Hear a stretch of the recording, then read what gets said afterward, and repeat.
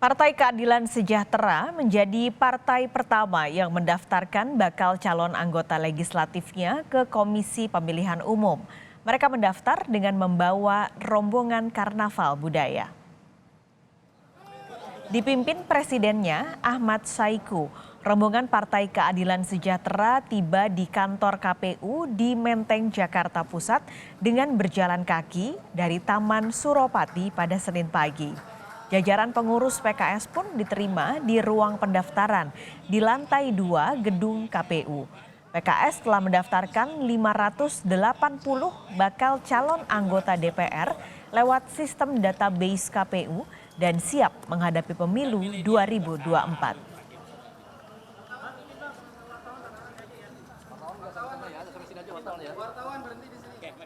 RI kita calegnya insya Allah dari 580 anggota calon dan 84 dapil alhamdulillah terpenuhi semua ya. Dan di dalam pendaftaran pusat itu saya lupa ingin menyampaikan ada 208 wanita perempuan. Artinya kita sangat atensi kepada gender dan wanita ini jumlahnya jadi 35,9% ya.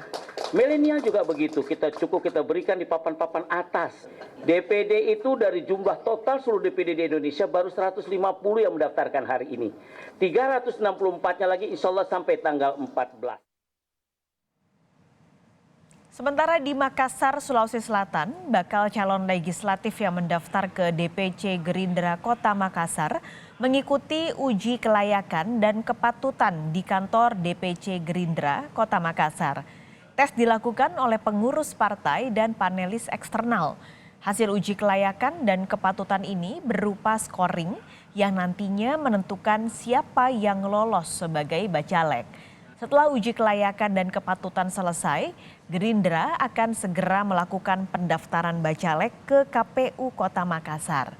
Gerindra Kota Makassar telah menerima 90 pendaftar baik dari kader maupun dari luar kader partai.